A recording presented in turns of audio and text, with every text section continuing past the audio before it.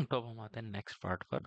अब पाइप में अलग अलग प्रकार के जो कनेक्शंस होते हैं वो देखने वाले हैं। जैसे सीरीज कनेक्शन हो गया। सीरीज का क्या मतलब है, और हमारा पैरेलल का क्या मतलब है। पैरेलल का मतलब है तीन पाइप आपने पैरेलल में लगा रखे हैं। जैसे पहले तो सीरीज कनेक्शन देख लेते हैं। सीरीज कनेक्शन में तीन पाइप हैं। जैसे ये पहला पाइप हो गया, ये दूसरा पाइप हो गया, ये तीसरा पाइप हो गया। ये तीनों पाइप आपने एक के बाद एक लगा रखे हैं। तो इसमें दो चीजें आपको ध्यान रखनी है। सबसे पहली बात, हेड लॉस जो होता है वो टोटल के बराबर होता है। भाई यहाँ से यहाँ तक कितना हेड लॉस हुआ, यहाँ से यहाँ तक कितना हुआ, यहाँ से यहाँ तक हुआ। देखो ये सारा हेड लॉस की इक्वेशन ये लिखी हुई है, और डिस्चार्ज तीनों में सेम रहेगा, ये। ठीक। तो इसी के अनुसार, ठीक, हमें इसमें कैलकुलेशन करनी रहती है। ठीक। तो इसमें हेड लॉस आपका सबका सेम, डिस्चार्ज सेम रहता है, और हेड लॉस आपका योग के बराबर होता है। ठीक। अब इसमें क्या है, नेक्स्ट आता है आपका इक्विवेलेंट पाइप। ठीक। अब इसमें और क्या चीज थी, और भी कुछ था इसमें, सीरीज कनेक्शन, इक्विवेलेंट पाइप। देखो अब इसमें देखो इक्विवेलेंट पाइप क्या है, कि सबसे पहले इसकी डेफिनेशन। अब मैंने compound pipeline consisting of several pipe, ये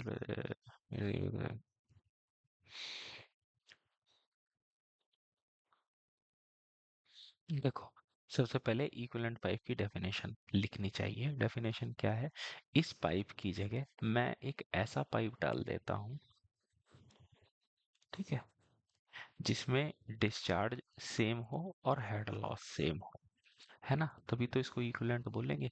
तो उस पाइप को हम इक्विवेलेंट पाइप कहते हैं। और इसको निकाला कैसे जाता है, ये एक सिंपल सी इक्वेशन होती है, L equivalent divided by diameter का पावर 5 बराबर दिस। इसको हम ड्यूपिट्स इक्वेशन भी बोलते हैं। इस चीज को आप लिख लेंगे।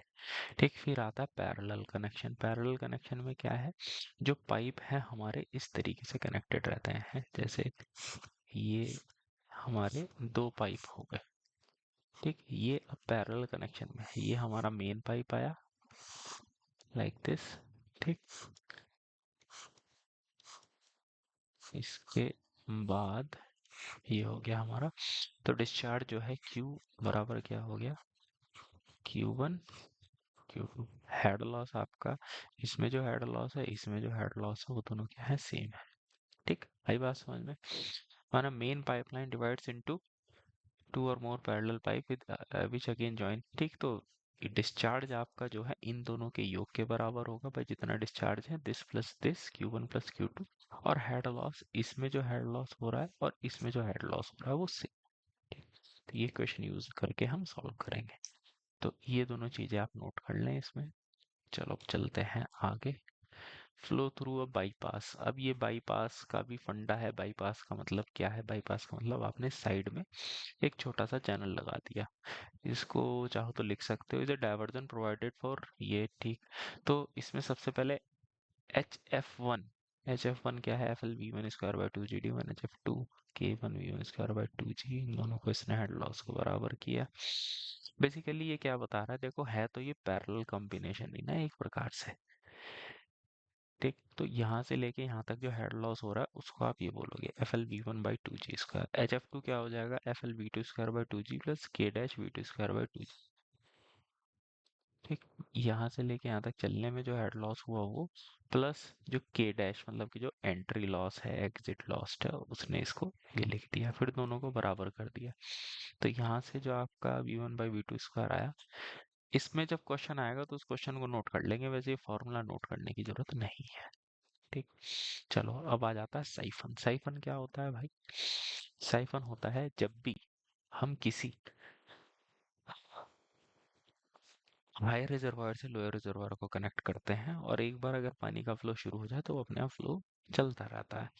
तो इसमें इसने क्या दिखा रखा है, जैसे इसने हाइड्रोलिक ग्रेडियंट लाइन दिखा रखी है यहाँ पे। यहाँ पर हाइड्रोलिक ग्रेडियंट लाइन ये रहेगी, जैसे यहाँ पर पानी जो है इसमें एंटर कर रहा है, जैसे पानी एंटर करेगा तो एनर्जी लॉस होगा। देखो एंट्री लॉस 0.5 V स्क्वायर, तो इस वजह से एंट्री लॉस हुआ। एंट्री लॉस दिखा रखा है इसने, देखो ये टोटल एनर्जी लाइन है हमारी, ये वाली। ठीक। तो ये जो इतना पोर्शन है ये एनर्जी लॉस है। फिर इसके बाद आपकी हाइड्रोलिक ग्रेडियंट लाइन आपकी ये जा रही है। हाइड्रोलिक ग्रेडियंट लाइन बेसिकली क्या है, P by gamma plus z, ये होता है। अब हाइड्रोलिक ग्रेडियंट लाइन क्या है, जैसे इस पॉइंट पर हाइड्रोलिक ग्रेडियंट लाइन कहाँ है, यहाँ है नीचे। इसका मतलब क्या है, यहाँ पर जो प्रेशर है नेगेटिव है। ठीक है, हमें अधिकांशतः क्या होता है भाई, हमारा पाइप है, हाइड्रोलिक ग्रेडियंट लाइन ऊपर चलती है, उसके ऊपर टोटल एनर्जी लाइन चलती है। लेकिन यहाँ पर क्या है, हाइड्रोलिक ग्रेडियंट लाइन आपकी पाइप से नीचे चल रही है। इसका मतलब पी बाई गामा क्या हो गया, नेगेटिव हो गया। ठीक है भाई, जेड तो ये होना ही चाहिए था, मान लीजिए आप जेड कहीं से भी माने। तो चलो, अब इसमें क्या है, हाइड्रोलिक, इसमें इन्होंने कर क्या रखा है, बेसिकली इन्होंने ये बता रखा होगा बर्नौली इक्वेशन कैसे कैसे लगती है या क्या चीज है। तो देखो, सबसे पहले ये जो इन्होंने दिखा रखा है dash dash dash, this is hydraulic gradient line. जैसे ही आप एंट्री करेंगे, और ये हमारी टोटल एनर्जी लाइन है, तो दोनों में जो डिफरेंस है इसको एंट्री लॉस बोल दिया। फिर इसके बाद ये चलते चले गए, हाइड्रोलिक ग्रेडियंट लाइन ये आ रही है, आपकी टोटल एनर्जी लाइन ये आ रही है। फिर जब यहाँ पर एग्जिट लॉस हुआ, वी स्क्वायर बाई 2g हो गया, दिस इज एच एल। अब ये क्या क्या कह रहा है, देखो, साइफन होता क्या है, एक लंबा पाइप होता है which is use to carry water from reservoir at higher elevation, higher elevation से लोअर एलिवेशन पर ले जाने के लिए। और यहाँ पे कोई हिल पहाड़ वगैरह भी हो सकता है। इसका फायदा यही होता है कि आप इस तरीके से लेके जा सकते हो। Rising portion of the siphon, जो ऊपर का पोर्शन है, राइजिंग पोर्शन है, उसको हम इनलेट लेग बोलते हैं। यहाँ पर इनलेट है। हाईएस्ट पोर्शन को हम बोलते हैं summit, and the portion between the summit and the lower reservoir, ये समिट है और ये लोअर रिजर्वायर है, इसको हम आउटलेट लेग बोलते हैं। The length of the siphon may be taken as the length of the horizontal projection. जो साइफन की लेंथ है उसको आप हॉरिजॉन्टल प्रोजेक्शन की मतलब कि ये वाली जो लेंथ है, जो इसका हॉरिजॉन्टल प्रोजेक्शन है, उसकी भी ले सकते हो। Hence, HGL and TL may also be obtained in the same manner as in the case of ordinary long pipe. Summit, ठीक। चलो ठीक है, ये तो खैर इस पॉइंट को ये कहना चाह रहा है कि भाई आप इसको अगर आप वो निकाल रहे हो लेंथ ऑफ पाइप, आप हॉरिजॉन्टल प्रोजेक्शन पे भी लेके निकाल सकते हो। इसे इस पॉइंट को रहना दो। देखो, अब कुछ बारीक बातें हैं जो क्या कह रहा है, जो हाइड्रोलिक ग्रेडियंट लाइन है cuts the siphon at point C and D. जो हाइड्रोलिक ग्रेडियंट लाइन है वो इस पाइप को सी पॉइंट पर और डी पॉइंट पर कट कर रही है, so that some portion of the siphon is above HGL. तो इसलिए कुछ पोर्शन एचजीएल के ऊपर है। देखो next point, the vertical distance between HGL and the central line of the pipe represent the pressure head at the section. HGL और central line of pipe, जैसे मान लीजिए यहाँ पर सेंट्रल लाइन कहाँ है, यहाँ। एच जी एल इन ये जो डिस्टेंस है ये प्रेशर हेड को प्रदर्शित करता है, करेगा भाई, पी बाई गामा को प्रदर्शित करेगा। अगर एच जी एल, ये इंपॉर्टेंट पॉइंट है, काफी पूछा जाता है, यदि H G L central line से नीचे है, प्रेशर नेगेटिव है या बिलो एटमॉस्फेरिक है, और अगर ये सेंट्रल लाइन से ऊपर है तो प्रेशर पॉजिटिव अबव एटमॉस्फेरिक है। ठीक है, pressure is least at summit, सबसे टॉप के पॉइंट पे प्रेशर सबसे कम होगा, और ये लिक्विड के वेपर प्रेशर से कम नहीं होना चाहिए, नहीं तो बुलबुले बन जाएंगे, वहां पर पानी क्रिएट हो जाएगा और पानी का मूवमेंट ब्लॉक हो सकता है। पानी का कितना होता है, 2.5 मीटर एट 20 डिग्री सेल्सियस। ठीक, 2.5, वो जो पानी का वेपर प्रेशर है उसको अगर आप हेड में मापो तो 2.5 मीटर के बराबर होता है। देखो, अब देखो क्या कह दिया हुआ है, pressure at C and D, atmospheric pressure जो सी पॉइंट पर है और डी पॉइंट पर है। मतलब जैसे अगर मैं इस पॉइंट की बात करूं, यहाँ पर जैसे इसने कहा कि भाई टॉप पर प्रेशर सी और डी एटमॉस्फेरिक प्रेशर है, सी और डी के नीचे, मतलब जैसे ये पॉइंट हो गया सी और ये पॉइंट हो गया डी, यहाँ पर एटमॉस्फेरिक प्रेशर है। इससे जैसे आप ऊपर की तरफ चलते हैं, हाइड्रोलिक ग्रेडियंट लाइन से ऊपर जा रहे हैं, तो प्रेशर जो हो जाएगा नेगेटिव हो जाएगा। जैसे ही सी और डी से नीचे जा रहे हैं तो एटमॉस्फेरिक प्रेशर से ज्यादा हो जाएगा। ठीक, तो ये देखो, इस पॉइंट को आप लिख लीजिए। If total head loss between A and B, अगर ए से बी तक जाने में हेड लॉस एच है, तो एच किसके बराबर होगा, anti loss, friction loss, exit loss. ठीक, ये इक्वेशन। ठीक, हेड लॉस आपका यहाँ से लेके ए से लेके बी तक जाने में, जैसे आपने कोई स्ट्रीमलाइन चुनी जो ऐसे करके जा रही है, तो यहाँ से लेके यहाँ तक एंट्री लॉस ये हो गया, फ्रिक्शन लॉस ये हो गया, एग्जिट लॉस ये हो गया। ये आप इक्वेशन लिख सकते हैं। तो बर्नौली इक्वेशन लगाई फिर इसने between, if H is the height of the submit our reservoir rate then by applying Bernoulli equation between A and S. A और S के बीच में अगर आप बर्नौली इक्वेशन लगाते हो, A कहाँ है? यहाँ पर। S कहाँ है? यहाँ पर। यहाँ पर इसमें बर्नौली इक्वेशन लगाई, कोई स्ट्रीमलाइन ली होगी इस तरीके से। तो बस देखो, पी ए बाई गामा, ठीक। यहाँ पर ये होना चाहिए था ना, v square by 2g plus z, ऐसे, ठीक। अब यहाँ पर क्या है, ए पॉइंट पर वेलोसिटी होगी 0, और डेटम भी मुझे लगता है ये इसी को मान के चल रहा है। तो z क्या हो जाएगा, ये दोनों पॉइंट हो गए आपके 0। अब यहाँ पे समिट पे प्रेशर है पीएस प्लस एच। एच क्या हुआ, एच है बेसिकली जो समिट है और इस डेटम के बीच में दूरी, ये हो गया एच। तो यहाँ पर आ गया एच। फिर ये हो गया आपका वी स्क्वायर बाई 2g, 0.5, ये हो गया आपका entry entry loss, v square by 2g हो गया जो समिट पर वेलोसिटी है पानी की, ठीक। ये हो गया आपका एंट्री लॉस और ये हो गया आपका हेड लॉस। तो ये इस तरीके से आपकी इक्वेशन बन के आती है, ठीक है। तो ये याद नहीं करना है, ये समझना है, ठीक है। देखो जैसे मैं बर्नौली इक्वेशन लगाऊं पॉइंट ए और पॉइंट एस पे, ठीक। तो पॉइंट ए पे क्या हो जाएगा, p by gamma plus v square by 2g plus z, ये सब मैं लिखूंगा कहाँ पर, ए बराबर p by gamma plus v square by 2g plus z, कहाँ पर, एस पर, प्लस हेड लॉस, ठीक। अब लिखते चले जाओ, ए पर प्रेशर कितना है, एटमॉस्फेरिक, 0 हो गया। ए पर वेलोसिटी कितनी है, 0, 0 हो गया, ठीक। नहीं, इसने एटमॉस्फेरिक प्रेशर को कुछ ले रखा है, हाँ, ए पी ए से डिनोट किया है। तो हम यहाँ पर गेज प्रेशर लेके चल रहे हैं, तो इसको मैं लिखूंगा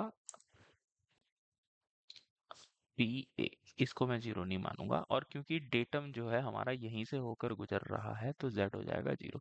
फिर आ जाता है यहाँ पर एस पर, भाई जो सक्शन हेड है पीएस जो है वो मैंने ये लिख दिया, यहाँ पर जो पानी की वेलोसिटी है ये लिख दी, हाइट जो है जेड की जगह आ जाएगा एच। अब हेड लॉस देख लो, जब पानी ऐसे चल के जा रहा है तो भाई यहाँ पर हुई एंट्री, एंट्री लॉस लिख दिया 0.5 स्क्वायर बाई 2g।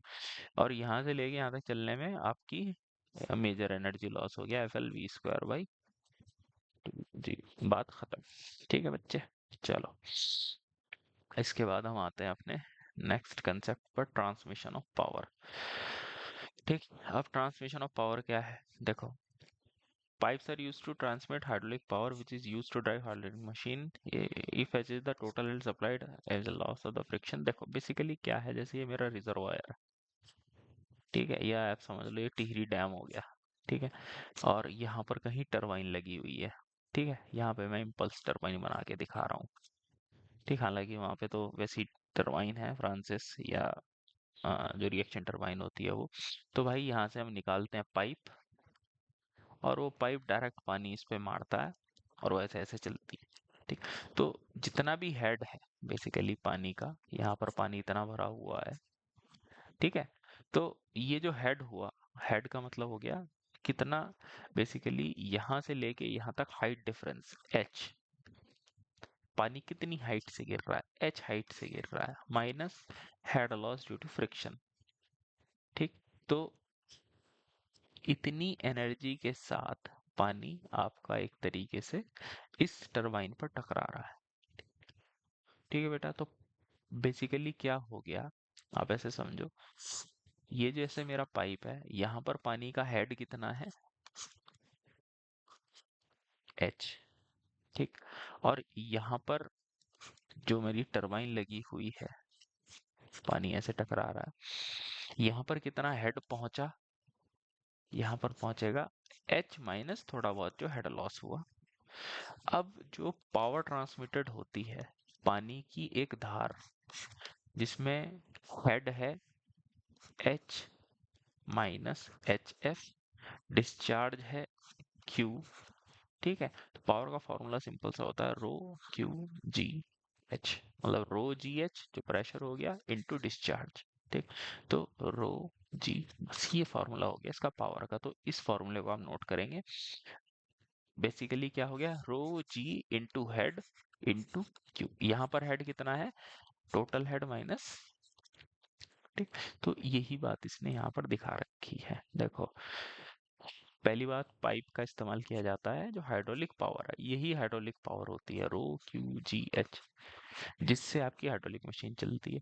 अगर एच आपका टोटल हेड है और एच एफ आपका लॉस ऑफ हेड है ड्यू टू फ्रिक्शन, तो हेड, तो आउटलेट पर, पाइप के आउटलेट पर कितना हेड अवेलेबल हो गया, टोटल हेड माइनस फ्रिक्शन, ठीक। तो इसमें head loss due to friction कितना हो गया, f l v square by 2 GT, ठीक। और डिस्चार्ज क्या हो गया, pi d square by 4 × V, ठीक। हेड लॉस तो आप ऐसे ही निकालोगे ना भाई, पाइप में माइनर लॉस को आप नेग्लेक्ट कर रहे हो, तो head loss due to friction आप, यही हो गया। डिस्चार्ज आप ऐसे निकालो, क्यू बराबर हो गया एरिया इनटू वेलोसिटी। फिर इसके बाद पावर का ये फॉर्मूला, रो क्यू जी एच, गामा आपका क्या है, रो इंटू जी। तो पावर बेसिकली इस तरीके से निकाल ली गई।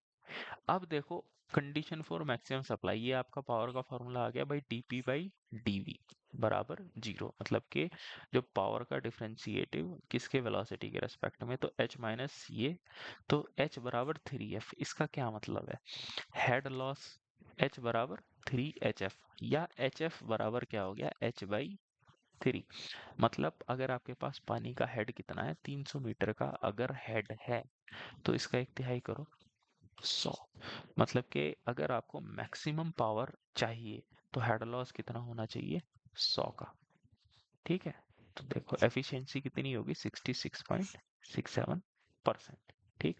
इस बात को आप नोट करेंगे, बहुत पूछी जाती है क्या, कि अगर पाइप के थ्रू पावर ट्रांसमिट हो रही है, तो हेड लॉस कितना होना चाहिए कि मैक्सिमम पावर ट्रांसमिट हो, ठीक। तो मैक्सिमम पावर ट्रांसमिट होने के लिए आपका जो हेड लॉस है कितना होना चाहिए, टोटल हेड का 1/3 होना चाहिए, ठीक। तो यहाँ से एफिशिएंसी भी निकल जाएगी, ये आप एफिशिएंसी निकालो सरसन भाई, 1/3 अगर लॉस हो जा रहा है तो एफिशिएंसी कितनी बची, 2/3, ठीक है बेटा। तो ये हो गया हमारा ये। फिर अब हम आ जाते हैं वाटर हैमर प्रेशर पे, इसको भी देख लेते हैं, ये भी काफी पूछा जाता है। वाटर हैमर बेसिकली क्या होता है, देखो,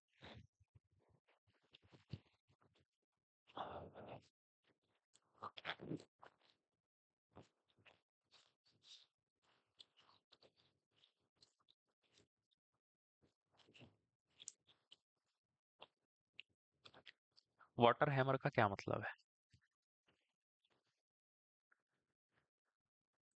वाटर हैमर का ये मतलब होता है,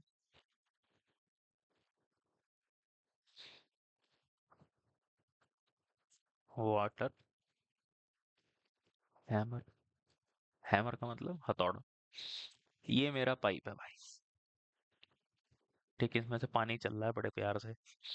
अगर आप अचानक से पाइप बंद कर दोगे, ये पानी का पाइप है, आपने हाथ लगा दिया फटाक से, तो ये यहाँ पर पानी रुक जाएगा, लेकिन पीछे से तो चलता आ रहा है बेचारा, उसे क्या पता कि यहाँ पे पानी रोक दिया है। तो एक ऐसी वेव क्रिएट होगी जो पीछे की तरफ चलती चली जाएगी, और विद इन मिली सेकेंड पूरे पाइप में पानी रुक जाएगा। तो क्या होगा, ये जो डायमीटर है, ये फैलना चाहेगा, डायमीटर कहेगा भाई नहीं, मैं इस पानी को नहीं रोक सकता, बड़ा कर दो। अब अगर पाइप आपका कच्चा है या मटेरियल स्ट्रांग नहीं है, तो पाइप फट भी सकता है, तो इसी को बोलते हैं वाटर हैमर। अब क्या होता है, जैसे जो पेनस्टॉक पाइप होते हैं, देखें पेनस्टॉक पाइप कैसे होते हैं, पेनस्टॉक जानते हो,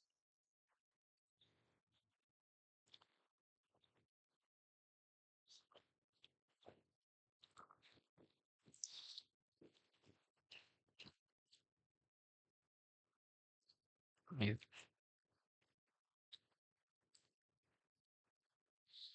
ये सारे आपके पेनस्टॉक पाइप हैं। इधर है रिजर्वायर, इस तरफ यहाँ पे पानी भरा हुआ है, और ये पानी लेके पावर हाउस तक जा रहे हैं, यहाँ पे टरबाइन लगी हुई है, टरबाइन को ऐसे ऐसे ऐसे घुमा रहे हैं, ठीक। इतनी बात आ गई समझ में। अब आगे क्या होता है, अब जैसे ये जो पेनस्टॉक का पाइप है, यहाँ पे टरबाइन लगी रहती है, ठीक है, जैसे मेरी फ्रांसिस टरबाइन है। अब क्या होता है, मान लीजिए अचानक से पानी की जो डिमांड है, जो बिजली की डिमांड है, कम हो गई किसी वजह से, तो आपको इस पानी सप्लाई को रोकना पड़ेगा। ठीक। तो एक तो तरीका ये है, फटाक से बंद कर दो, लेकिन ऐसा नहीं किया जाता। धीरे धीरे से, आराम आराम से, ग्रेजुअल क्लोजर किया जाता है ताकि ये तुरंत बंद ना हो जाए। अगर ये तुरंत बंद हो गया, ऐसा हो सकता है कि आपका पाइप फट जाए, और जहां पाइप फटा तो तबाही मची, क्योंकि पानी इतना ज्यादा होता है, ठीक है, बाढ़ ही ले आएगा। ठीक, या तो हम इनटेक गेट को ही बंद करें। तो बेसिकली हमारा पाइप फटे ना, उसके लिए हमें वाटर हैमर की स्टडी करनी पड़ती है, या बेसिकली कि भाई हमारा पाइप इतना स्ट्रांग होना चाहिए कि इन केस अगर वाटर हैमर आ भी जाए, मेरी पाइप की परत इतनी मोटी है कि वो फूटेगा नहीं। चलो। अब क्या कह रहा है, कंसिडर है rigid pipeline connected to a reservoir. ये मेरा रिजर्वायर है, इससे एक रिजिड पाइपलाइन है। जब पानी वॉल्व लगा रखा है आपने, ये खुला हुआ है, तो पानी v वेलोसिटी के साथ चल रहा है। यदि वॉल्व को आपने सडनली अचानक से क्लोज कर दिया, the momentum of flowing water will be destroyed and consequently, देखो फोर्स बराबर क्या होता है, change in momentum with respect to time. आपने डेल्टा टी सडन क्लोजर कर दिया, मतलब कि आपने 0.0001 सेकंड में बंद कर दिया, तो फोर्स आपका कितना ज्यादा हो जाएगा, 1000 गुना बढ़ जाएगा। ठीक है, और यही आप क्लोज करने में आप 1000 सेकंड लगाते हो, तो फोर्स आपकी कितनी हो जाएगी, 1000 गुना कम हो जाएगी। बेसिकली है तो वही फंडा मोमेंटम वाला। The pressure travels with the speed of sound. ये जो प्रेशर वेव जो आपने बंद करने से जनरेट हुई, वो पीछे की तरफ चलती है स्पीड ऑफ साउंड पे, and cause hammering action pipe called water hammer or knocking. और ये जो इस पे ऐसा लगता है कि कोई हथौड़ा बजा रहा हो, तरंग तरंग तरंग नॉकिंग की आवाज आती है। प्रेशर वेव किस पे डिपेंड करती है, वेलोसिटी पे। भाई पानी की वेलोसिटी कितनी थी, पाइप की लंबाई पे, क्लोजर टाइम कितना लिया, इलास्टिक प्रॉपर्टी ऑफ पाइप, ये सारी बातें आप लिखोगे, या सिंपली फॉर्मूले से भी आपको समझ में आ जाएंगी। ठीक। अब देखो, अगर पाइप आपका रिजिड है, वेलोसिटी ऑफ प्रेशर वेव, पानी की वेलोसिटी की बात नहीं कर रहे हैं, प्रेशर वेव की, मतलब कि जिस स्पीड से पानी में प्रेशर वेव पीछे की तरफ चलेगी। देखो,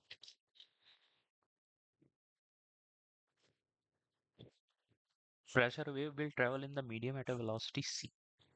c बराबर under root k by rho, ये होता है आपका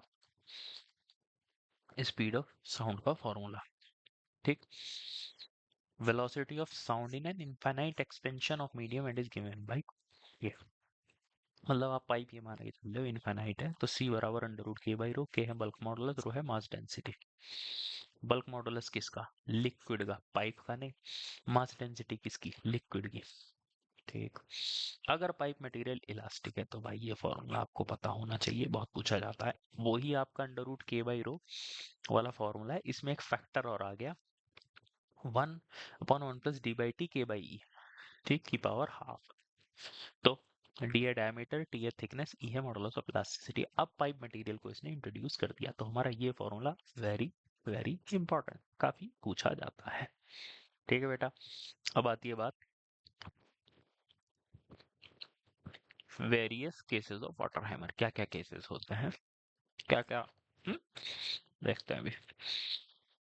सबसे पहला है ग्रेजुअल क्लोजर, वॉल्व जो है हमारा धीरे धीरे क्लोज हो रहा है। दूसरा है सडन क्लोजर, तीसरा है सडन क्लोजर वाल्व। देखो, पहला है gradual closure of valve, valve आपका कैसे क्लोज हो गया, ग्रेजुअली क्लोज हो रहा है। फिर दूसरा है सडन क्लोजर, फटाक से कर दिया अगर पाइप रिजिड है। सडन क्लोजर अगर पाइप इलास्टिक है। सबसे पहले हम आ जाते हैं ग्रेजुअल क्लोजर किसे कहा जाता है।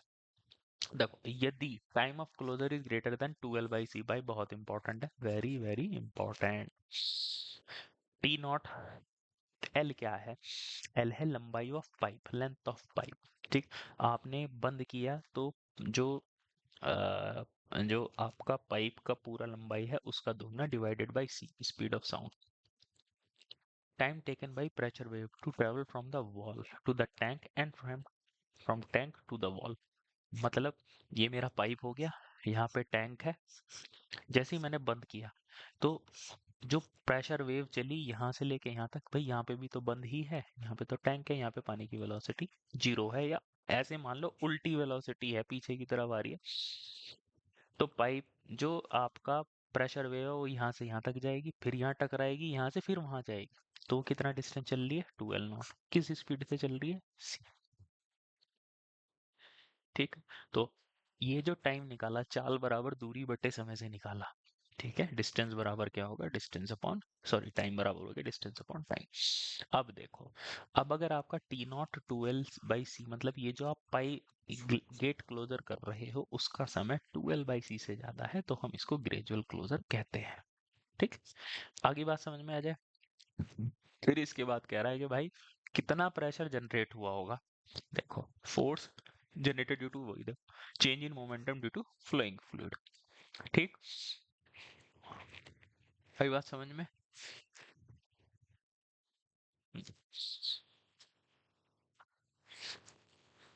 हम्म, हम्म, ठीक है बेटा, देखो, तो अब क्या होता है, या तो ये सीधे फॉर्मूला याद कर लो, नहीं तो आप डिराइव भी कर सकते हो, ज्यादा बड़ा वो फॉर्मूला नहीं है। चेंज इन मोमेंटम, भाई इनिशियल मोमेंटम फाइनल मोमेंटम, भाई फाइनल तो स्पीड जीरो हो जा रही है पानी की, पानी की इनिशियल स्पीड ये है, मास हो गया रो इनटू वॉल्यूम, ठीक। तो फोर्स हो गया rho A L V upon T naught, pressure generate हो गया F upon A rho L V upon T naught, भाई ये भी बहुत पूछा जाता है। तो प्रेशर जनरेटेड का ये formula, row L V upon T not, ठीक।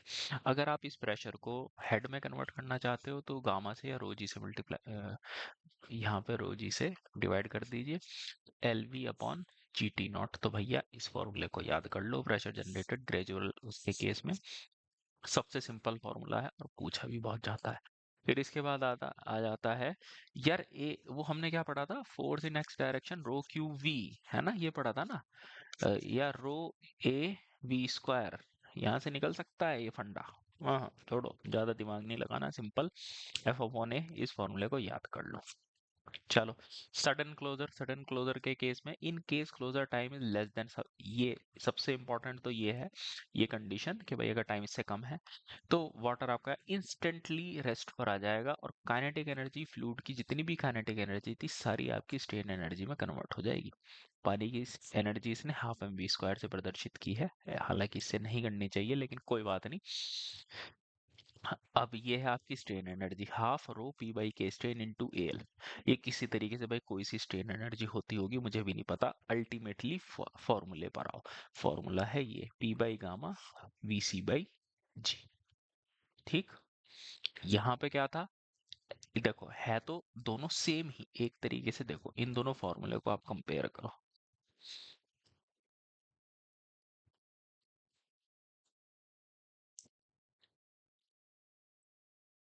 ये था आपका ग्रेजुअल क्लोजर का, क्यों भाई अजय, है इसमें क्या है, ये है L upon T naught into V by G. ये क्या है, ये वाला फॉर्मूला सडन क्लोजर में v by G into C, है ना भाई। ग्रेजुअल क्लोजर में आपको बताया जाएगा कि 10 सेकंड लगे बंद करने में, 15 सेकंड लगे, 15 मिनट लगे, तो आप स्पीड यहाँ से कैलकुलेट कर सकते हो, एल अपॉन टी नॉट। यहाँ पे तो आपको ये बताया जाएगा भाई सडन क्लोजर था तो उसमें कुछ करना ही नहीं, स्पीड ऑफ साउंड, ठीक है। और ये क्या है, बेसिकली कभी भूल जाओ कि ये किस चीज को प्रदर्शित करता है, ये हेड को प्रदर्शित कर रहा है, P by gamma. V square by two G क्या होता है, हेड होता है, तो ये भी देखो क्या है, v into V, V square हो गया, c भी क्या है, वेलोसिटी तो है अपॉन जी, है ना। तो ये आप हेड में बता रहे हो, आई बात समझ में। फिर अब आ जाता है sudden closure of valve in elastic pipe. अगर इलास्टिक पाइप है और उसमें सडन क्लोजर हो रहा है तो भाई हाफ एम बी स्क्वायर, जो इलास्टिक पाइप है, जो काइनेटिक एनर्जी दो स्ट्रेन एनर्जी में परिवर्तित होती है, स्ट्रेन एनर्जी जो पानी में स्टोर होगी, स्ट्रेन एनर्जी जो पाइप मटेरियल में स्टोर होगी, जो भी होता हो। हम सीधे आ जाते हैं फॉर्मूले पे, तो प्रेशर हेड हो जाएगा हमारा ये कैसे याद करोगे, भाई मुझे नहीं लगता इसमें कुछ याद करना है, क्योंकि अगर आपने ये फॉर्मूला याद कर रखा है, ये वाला कहाँ गया वो, ये वाला, यही तो फैक्टर है जो नीचे आ गया है। तो ये देखो P by gamma rho square by, ठीक। तो ये फॉर्मूला भी ठीक है, इसको आप लिख सकते हो, सडन क्लोजर का केस हो गया। अब क्या है, propagation of pressure wave. Propagation of pressure wave का क्या मतलब हुआ? इसका ये मतलब हुआ कि जब आप क्लोज करते हो वॉल्व को, तो प्रेशर वेव जो है आपकी किस तरीके से चल रही है। चलो ठीक है, इसको देखते हैं। देखो क्या कह रहा है भाई, कोई रिजिड पाइपलाइन है जो कि किसी रिजर्वायर से कनेक्टेड है, और उसमें पाइप में वेलोसिटी वी नॉट के साथ पानी चल रहा है। तो हेड प्रेशर हेड हो गया इतना, वॉल्व भी लगा हुआ है डिस्टेंस एल पर स्टार्टिंग पॉइंट से। वॉल्व को आपने सडन क्लोज कर दिया, तो एक प्रेशर वेव जनरेट हो गई वॉल्व पे, और वो ऊपर की तरफ चल रही है by decelerating and pressurising the water column in the pipe. ठीक है, जो पीछे की तरफ वाटर वाटर प्रेशर वेव चल रही है वो पानी को रोकती हुई जा रही है। ठीक। अब ये क्या कह रहा है भाई, ये इसने यहाँ पर इसने ये सारा डायग्राम दिखा रखा है। ठीक है, इसको समझ लो किस तरह से प्रेशर वेव चलती है। अब देखो, ये इसने पहली कंडीशन दी कि भैया ये है हमारा हेड एच नॉट, ये हमारा पाइप है, और यहाँ हमारा वाल्व लगा हुआ है। अभी पानी प्यार से चल रहा है, अब आप इसको सडन क्लोज कर रहे हो। ठीक, अब ये देखो क्या क्या बोलता है। यदि पाइप आपका इनफाइनाइट लंबाई का नहीं है, the reflection of paper pressure wave at reservoir end the wall end cause a periodic fluctuation of pressure at any location in the pipe. हाय, ना हो रहा बढ़िया क्यों भैया अजय?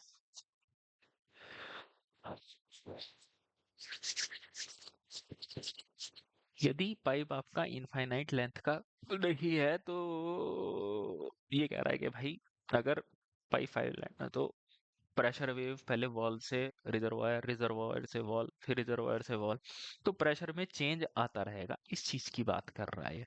यदि वॉल्व आप अचानक से क्लोज करते हो, तो प्रेशर वेव तुरंत अप स्ट्रीम की तरफ मूव करता है with the velocity C relative to the liquid. Liquid के रिलेशन में सी वेलोसिटी से ऊपर जाती है, brings to the water and dust, and then pressure head आपका इतने से इंक्रीज हो जाता है V naught C by G. ये हम मान रहे हैं सडन क्लोजर की बात चल रही है।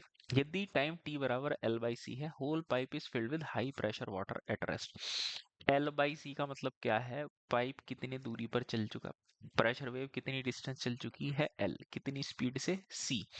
सडन क्लोजर की कंडीशन चल रही है अभी। ठीक, ये देखो क्या दिया है, देखो ये सब इसने दिया हुआ है। पहली कंडीशन ये थी, फिर इसके बाद टी बराबर 0 पर पानी आपका बड़े प्यार से चलता चला जा रहा है। अब आपने क्या किया, ए पॉइंट ये है, फिर हमारा बी पॉइंट। बी पॉइंट क्या है, जब समय आपका 0 से टी से लेके एल बाई सी के बीच में है, आपने सडन क्लोज करा पाइप, अचानक से क्लोज कर दिया।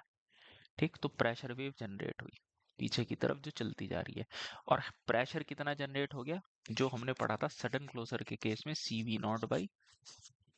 ठीक है बेटा, ये प्रेशर ऐसे जनरेट होता चला जा रहा है। जैसे ही टाइम आपका एल बाई सी हो गया, एल का मतलब पूरी लंबाई पे प्रेशर वेव आपकी क्रिएट होगी, और डेल्टा एच कितना है।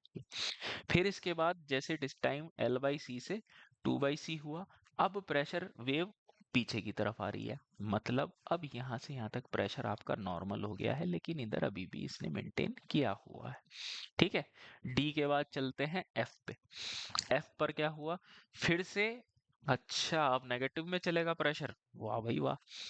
अब क्या है, 2L/C से लेके 3L/C तक, अब यही प्रेशर आपका, क्योंकि अब देखो पाइप में पानी रुका हुआ है, पहले तो पाइप में पानी चल रहा था, अब पाइप में पानी रुका हुआ है और प्रेशर उल्टी की तरफ क्रिएट हुआ था। तो अब यही प्रेशर क्या था, ये P C V naught by G, ये प्रेशर नेगेटिव में आपका पीछे की तरफ जाएगा, मतलब अब एक तरीके से वैक्यूम वाली लेयर चल रही है। फिर T बराबर 3L/C पे पूरे उसमें क्रिएट हो जाएगा। फिर इसके बाद ये नेगेटिव प्रेशर आपका आगे की तरफ चलेगा, मतलब ऑसिलेट कर रहा है ये, और T बराबर आपका 4L/C पे ये आपका पूरा इस तरीके से, और T बराबर ABCDE। ठीक है, आई बात समझ में आ जाए? तो 2L/C पे एक इसका सर्कुलेशन इस वो हो जाता है। देखो ये इन्होंने ए बी सी डी, जब आप ये फिगर बनाओगे, तो ए बी सी डी करके लिखना, मतलब पहले ये हुआ, पहले नॉर्मल पानी चल रहा था, फिर प्रेशर वेव पीछे की तरफ जाने लगी, फिर पूरी हो गई, फिर इसके बाद प्रेशर वेव आगे की तरफ जाने लगी, और 2L/C पर इसने पूरी जो प्रेशर वेव है वो आपकी क्या हो गई, पूरी तरह से एक मूवमेंट उसने कर लिया। ठीक, फिर इसके बाद फिर इसने आगे कहा कि चलो कोई बात नहीं और आगे चलो, फिर 2L/C से आगे के समय पर इसने बता रखा है। ठीक है, तो ये प्रेशर वेव का मूवमेंट है, तो ये आपके दिमाग में अगर छप जाएगा तो कुछ कोई सवाल आएगा इसके ऊपर। तो ठीक, अब इसमें देख लेते हैं, thus unstable since there is discontinuous pressure and हम देखो क्या कह रहा है, इसको देख लेते हैं। चलो, the situation illustrated in figure 9.7c is unstable since there occurs a discontinuity of pressure reservoir because the water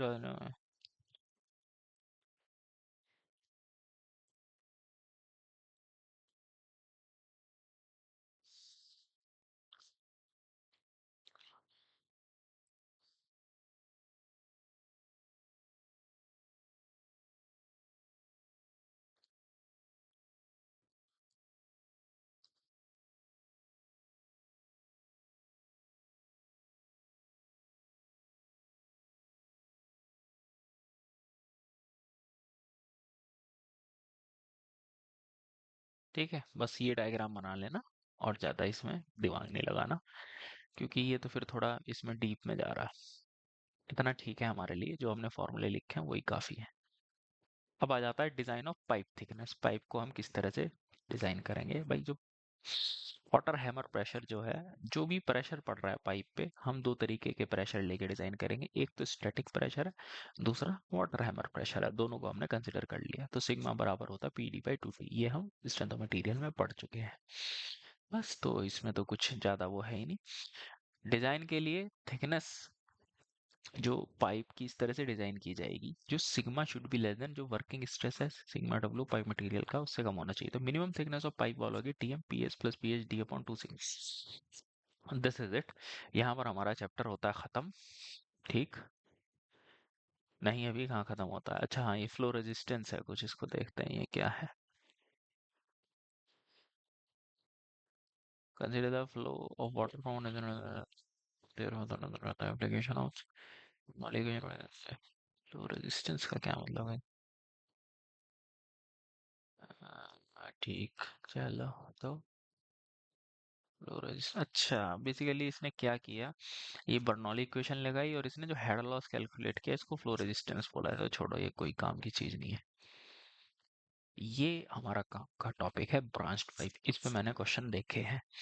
branch pipe का क्या मतलब होता है, इस तरीके से, जैसे एक रिजर्वॉयर ये है ए, ये दूसरा रिजर्वॉयर है बी, ये तीसरा रिजर्वॉयर है सी, इनको आपने पाइप से कनेक्ट किया हुआ है। तो इसमें क्वेश्चन किस तरीके का पूछा जाता है कि भाई पानी का मूवमेंट किधर से किधर होगा। भाई पानी ऐसे ऐसे ऐसे जाएगा, या पानी आपका ऐसे, ठीक है समझ रहे हो बेसिकली, या ऐसे ऐसे ऐसे जाएगा। आप ये कैसे पता लगाओगे। तो टू सॉल्व ब्रांचिंग पाइप तीन इक्वेशन लगाते हैं, कंटिन्यूटी लगती है, बर्नौली लगती है और डार्सी वेशबर्ग की इक्वेशन लगती है। तो इसमें सबसे पहले, इसमें सीधा सा फंडा ये रहता है P/गामा प्लस जेड, ये देखा जाता है, फिर उसके आधार पे निकाले जाते हैं। बताया नहीं क्या।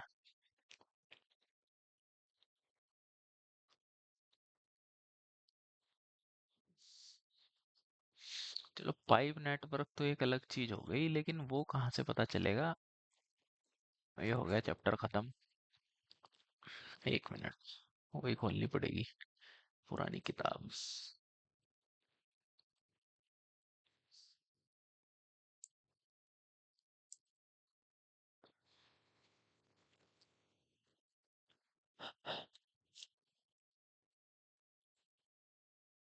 5 458।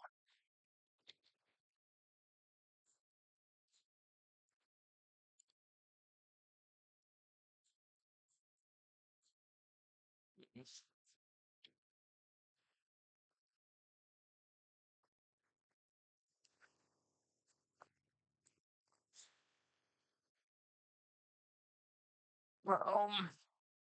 लो भाई, पाइप फ्लो पे चलते हैं।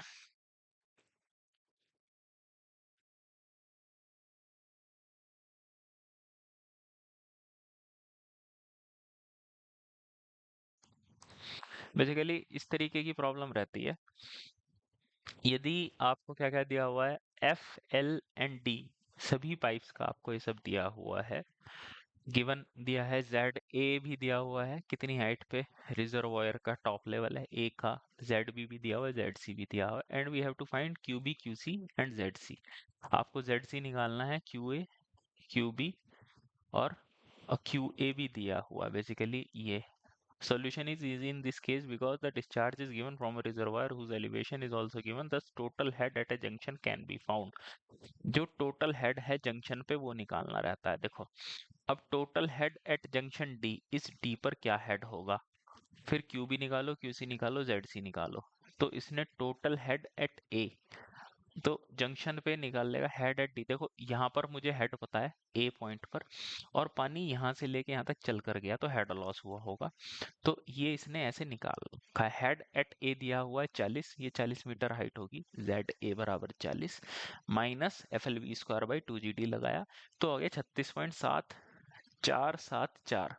ठीक, अब देखो ये बात क्या है कि भाई 36.474 है, ये कितना हो गया, और जेड बी कितना है भाई हमारा, जेड बी, जेड बी दिया हुआ है 38 मीटर। अब इसने क्या किया भाई, जो एच डी है जेड बी से कम है, Q B is toward junction.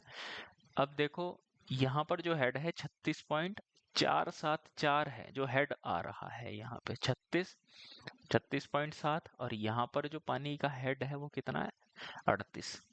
यहाँ पर पानी का हेड आपका ज्यादा है, यहाँ पर पानी का हेड कम है, तो ऑब्वियस सी बात है जो इसका मूवमेंट होगा बी से डी की तरफ होगा। अब दो का मूवमेंट हमें मिल गया तो ऑब्वियस सी बात है ये आपका नीचे की तरफ जाएगा। ठीक है, तो इसमें बस आप इतनी ही बात लिख लेना। ठीक, ये आपने जेड सी निकाला, जेड सी हो गया आपका 32.368। ठीक, तो चाहे इस क्वेश्चन को आप चाहे तो नोट भी कर सकते हो। ठीक है, इसमें क्या करना, तीनों का डायग्राम बनाना और इसमें लिखना कि हमें जेड ए पता है, हमें क्यू ए पता है, हमें जेड बी पता है, हमें जेड सी और डिस्चार्ज निकालना है दोनों पाइप में। तो हमने कैसे किया, सबसे पहले जो डी पॉइंट है इस पर हेड निकाला। भाई हमें ये भी तो पता होना चाहिए जो पानी का मूवमेंट है, ये जो बी है, बी से डी की तरफ हो रहा है, ये डी से बी की तरफ हो रहा है ना भाई। ऐसे भी तो हो सकता है, यहाँ से डिस्चार्ज आया क्यूए, तो मान लीजिए 100 का डिस्चार्ज आ रहा है, 30 इसमें चला गया, 70 इसमें चला गया, बात खत्म। लेकिन इस केस में क्या हो रहा है भाई, यहाँ से डिस्चार्ज आ रहा है, बी से डी की तरफ आ रहा है, और ये सारा का सारा डी टू सी में जा रहा है। तो इसको आप कैसे वो करोगे, डी पर आप हेड निकालो। भाई डी पे मेरा इतना हेड बैठ रहा है, ठीक, डी पे हेड निकल गया। फिर हेड हमने कैसे निकाला, भाई यहाँ पर हेड हमें पता है 40, 40 माइनस यहाँ से यहाँ तक आने में जितना हेड लॉस हुआ वो, तो यहाँ पर मुझे हेड मिल गया जो कि आ रहा है आपका 36 पॉइंट समथिंग, और ये है आपका 38 जेड बी का। तो इसका मतलब ये है बी से डी की तरफ higher head to lower head पानी चलेगा।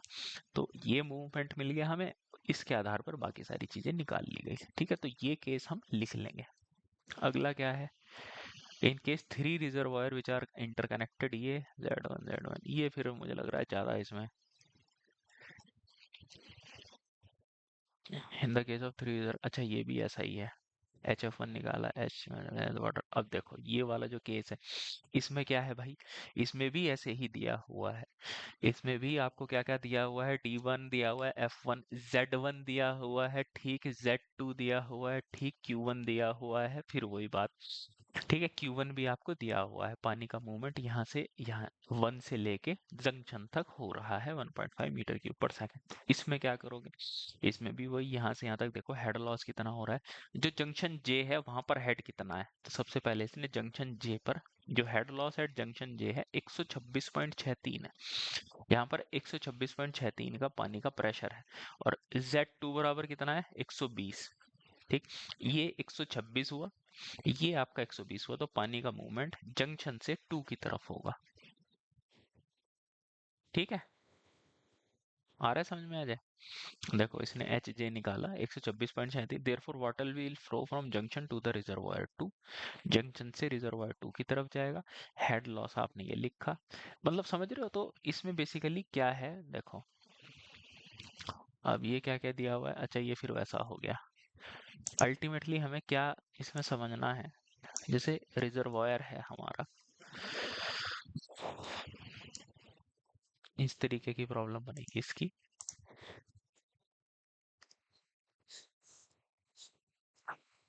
ये 3 रिजर्वायर है।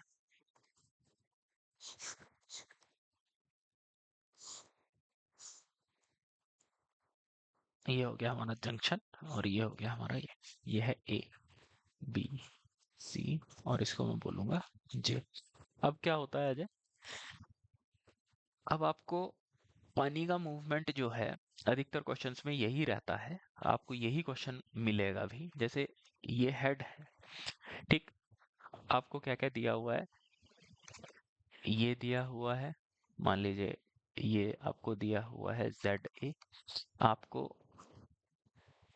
जेड बी दिया हुआ है, ठीक है, आपको क्या निकालना है, जेड सी निकालना है, और ये डिस्चार्ज दिया हुआ है क्यू वन या क्यू ए आप बोल लीजिए। अब देखो, अब दो केस हो सकते हैं, या तो भाई इतना तो हमें पता है कि भाई रिजर्वायर ए से जंक्शन की तरफ पानी जा रहा है, अब यहाँ से डिस्चार्ज आपका थोड़ा इसमें चला गया, थोड़ा इसमें चला गया, ऐसे भी तो हो सकता है भाई ये 100 है, 70 इसमें चला जाए, 30 इसमें चला जाए, एक कंडीशन ये बैठ सकती है। दूसरी कंडीशन क्या हो सकती है, दूसरी कंडीशन ये हो सकती है कि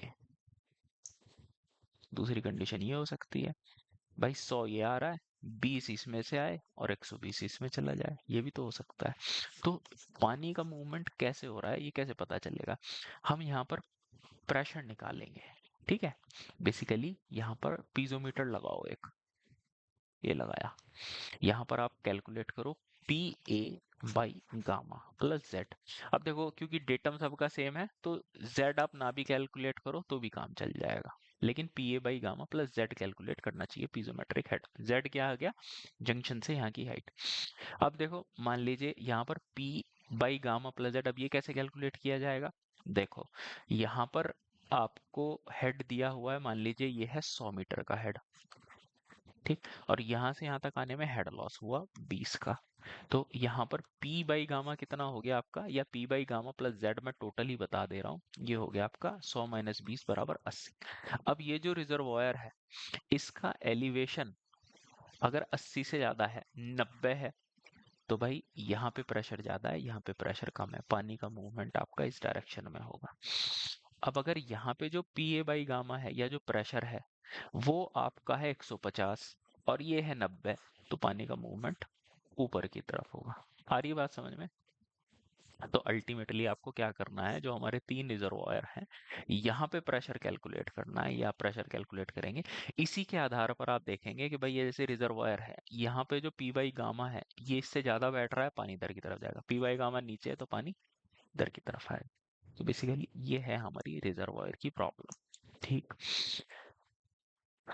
इसके बाद आ जाता है आपका ये पाइप नेटवर्क, ये हम वैसे उसमें देख चुके हैं एनवायरमेंटल इंजीनियरिंग में, ठीक। पाइप नेटवर्क आप कैसे करते हैं, हार्ट्री क्रॉस मेथड से। इसमें क्या करता है, flow into each junction must be equal to, मतलब हार्डी क्रॉस के क्या क्या कंसेप्ट थे कि भाई जितना डिस्चार्ज किसी, जैसे ये कोई मेरा जंक्शन है, इस जंक्शन को मैं ले लूं तो ये इस तरीके का बैठ रहा है, जितना डिस्चार्ज इसमें गया Q1 बराबर कितना होना चाहिए, Q2 प्लस Q3 के।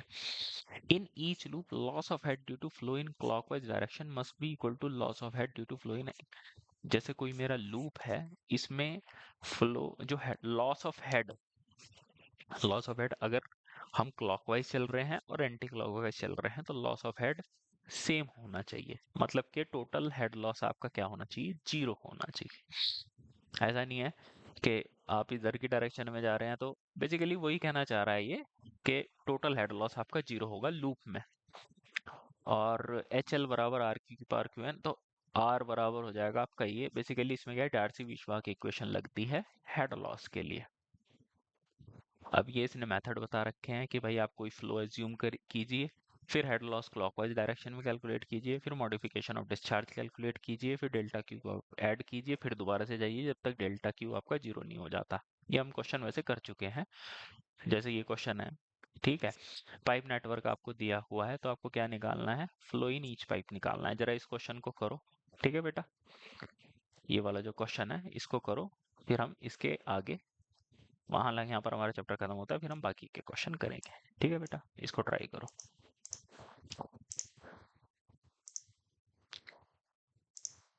Question,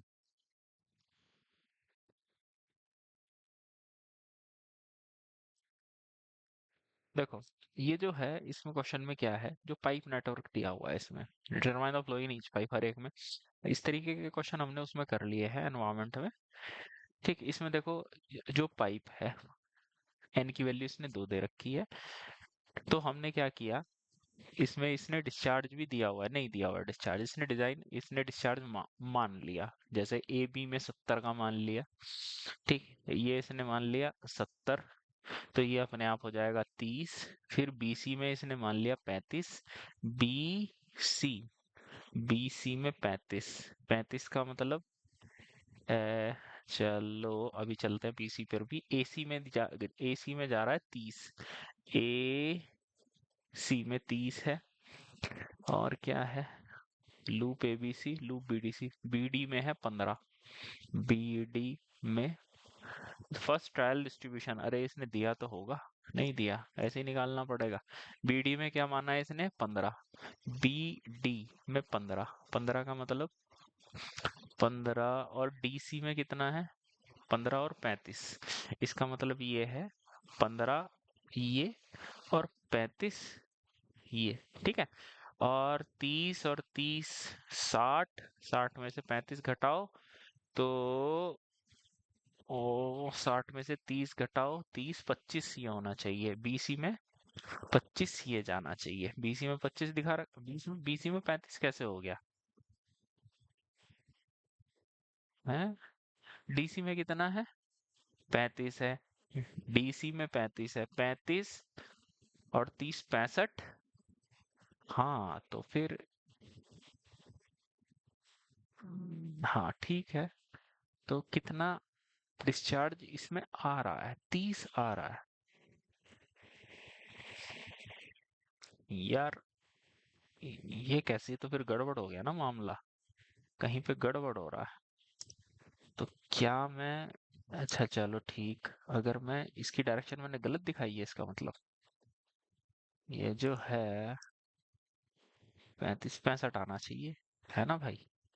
डीसी में कितना है, डीसी में 35 दिया हुआ है, डीसी में अगर 35 है तो क्या मतलब इसका 35 इस तरह से है, 35, तो 35 इसका तो यार ऐसे ही होना चाहिए, और ये फिर आपका कितना होना चाहिए। हाँ अब ठीक है, अब ठीक है, ठीक है जय। देखो इस जॉइंट पे 30 प्लस 35 65, और बाहर भी 65 ही निकल रहा है। अब इसने निकाल लिया जो आर क्यू की पावर एन किया करते हैं हम, ये आर क्यू स्क्वायर निकाला, सबका निकाल लिया। ठीक है, और समेशन आर क्यू स्क्वायर। ठीक, जो एबीसी लूप है, एबीसी लूप पे आप कैसे चल रहे हो, क्लॉकवाइज चल रहे हो। ठीक, तो 2 गुना या एंटी क्लॉकवाइज चल रहा है ये, लूप एबीसी में ये एंटी क्लॉकवाइज चल रहा है, क्योंकि 2 × 70 का स्क्वायर करा इसने। ठीक, फिर इसने 1 × 35 का स्क्वायर किया, फिर एंटी क्लॉकवाइज चलते हुए फिर 4 × 30 का स्क्वायर, क्योंकि एंटी क्लॉकवाइज डायरेक्शन में है और इसकी डायरेक्शन क्लॉकवाइज है, तो यहाँ पर माइनस आ जाएगा। इन सबको जोड़ा, ये आ गया, फिर 2r क्यूब, इसमें तो ये पॉजिटिव ही लेके चलते हैं, क्लॉकवाइज एंटी क्लॉकवाइज कुछ देखना नहीं है।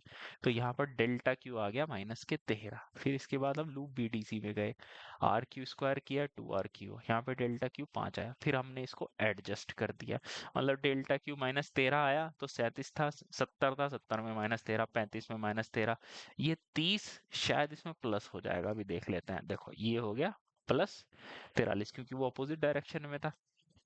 फिर आपने डेल्टा क्यू कैलकुलेट किया, तो इस तरीके से आप कैलकुलेट करते चले गए अल्टीमेटली। हाँ देखो ये इसने दिखा रखा है यहाँ पे, स्टार्टिंग में ये डायरेक्शन थी, फिर इसकी, ठीक है, अल्टीमेटली आपका ये आ गया। तो मेरे हिसाब से दिस इज, यहाँ पर हमारा ये चैप्टर खत्म होता है, ज़्यादा इसमें हम जाते नहीं डिटेल में, क्योंकि ये हम वैसे भी एनवायरमेंट में कवर कर चुके हैं। ठीक, अब हम चलते हैं इसके क्वेश्चन एंड आंसर्स पे, सबसे पहले लेमिनार फ्लो के, फिर उसके बाद पाइप